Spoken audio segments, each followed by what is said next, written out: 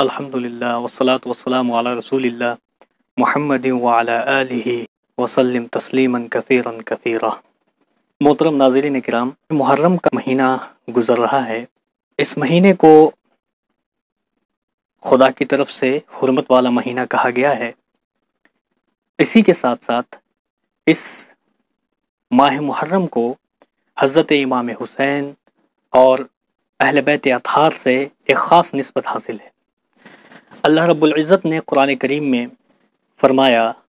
انما یرید اللہ لیذھب عنکم الرجس اہل البیت ویطہرکم تطہیرا۔ بے شک اللہ رب العزت اے اہل بیت علیہ السلام یہ چاہتا ہے کہ تم سے برائی کو دور رکھے اور اس طرح تم کو پاک و پاکیزہ رکھے جیسا کہ پاک و پاکیزہ رکھنے کا حق ہے۔ حضرت ام سلمہ رضی اللہ عنہا فرماتی ہیں ایک مرتبہ حضور پاک علیہ السلام نے اپنی چادر میں حضرت علی کو بلایا، حضرت فاطمہ کو بلایا، حضرت حسن کو بلایا اور حضرت حسین کو بلایا اور ان کو ایک چادر میں داخل کیا، شامل کیا، اور ان تمام لوگوں کو چادر میں شامل کرنے کے بعد یہ آیت تلاوت فرمائی۔ اور دوسری روایت میں آتا ہے کہ اللہ کے رسول علیہ السلام نے فرمایا اللہم اذہب عنہم الرجس وطہرہم تطہیرا، اے اللہ ان لوگوں سے یعنی حضرت فاطمہ سے، حضرت علی سے، حضرت حسن و حسین سے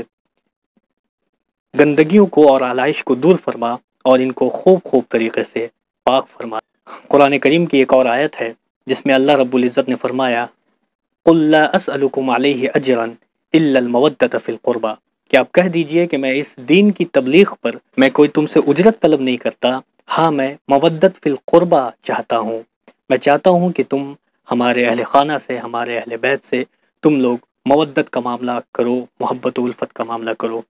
حضرت امام راضی رحمۃ اللہ علیہ نے اپنی تفسیر میں اس آیت کی تشریح میں ایک روایت نقل کی ہے جسے سعید بن جبیر اور عبداللہ ابن عباس رضی اللہ عنہم اجمعین نے روایت کی ہے۔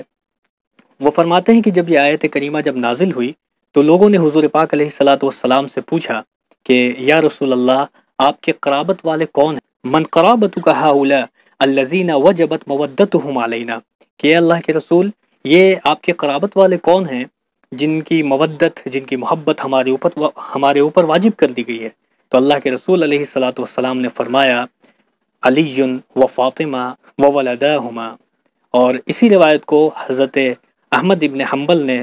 اپنی کتاب فضائل صحابہ میں نقل فرمایا ہے کہ جب یہ آیت نازل ہوئی تو اللہ کے رسول علیہ السلام سے پوچھا گیا تو انہوں نے فرمایا کہ ہمارے قرابت والے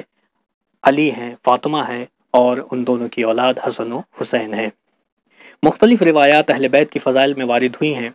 ایک روایت میں اللہ کے رسول علیہ السلام نے فرمایا اس ذات کی قسم جس کے قبضے قدرت میں میری جان ہے، کسی بھی انسان کے دل میں ایمان داخل نہیں ہو سکتا جب تک کہ وہ اللہ کے واسطے ہمارے اہل بیت سے محبت نہ کرے اور میری قرابت کی وجہ سے ان سے محبت نہ کرے۔ ایک اور حدیث میں اللہ کے رسول علیہ السلام نے فرمایا جسے مختلف طرق محدثین نے نقل فرمایا ہے، اللہ کے رسول علیہ السلام نے فرمایا میں دو چیزیں تمہارے درمیان چھوڑے جا رہا ہوں، جب تک تم اس کو لازم پکڑو گے تب تک تم کبھی گمراہ نہیں ہوگے، ایک اللہ کی کتاب ہے اور دوسرے میرے اہل بیت ہیں، میرے خاندان کے لوگ ہیں۔ ایک اور روایت میں ہے کہ اللہ کے رسول علیہ السلام نے فرمایا کہ تم لوگ اللہ سے محبت کرو اس لیے کہ اللہ کی نعمتیں تمہارے اوپر بے شمار ہیں، اور تم لوگ مجھ سے محبت کرو اللہ کی محبت کی وجہ سے، اور میرے اہل بیت سے محبت کرو میری محبت کی وجہ سے۔ یعنی اگر تم اللہ پر ایمان رکھتے ہو تو تمہیں مجھ سے محبت کرنی ہوگی، اگر تمہیں مجھ سے محبت ہے تو میرے اہل بیت سے بھی، میرے اہل خانہ سے بھی تم کو محبت کرنی ہوگی، تمہارے دل میں میرے اہل خانہ کے متعلق بھی محبت ہونی چاہیے۔ یہ تمام آیات اور یہ تمام احادیث مبارکہ اس بات کی گواہی دیتی ہیں کہ ہمارے دل میں اہل بیت سے محبت ہونی چاہیے، جس طرح اللہ کے رسول علیہ السلام کی محبت ہمارے دل میں ہونی چاہیے یا ہے، اسی طرح ان کے خاندان والوں کی بھی محبت ہمارے دل میں ہونی چاہیے۔ اور یہ محبت صرف زبانی محبت نہ ہو بلکہ زبان سے اس کے اظہار کے ساتھ ساتھ ان کے اقوال، ان کے طریقے اور ان کے اطوار کو بھی اپنی زندگی میں شامل کرنا اصل محبت کہلائے گی۔ اللہ رب العزت ہمیں اور آپ کو اہل بیت کی محبت پر قائم رہنے کی توفیق عنایت فرمائے۔ وآخر دعوانا ان الحمد للہ رب العالمین۔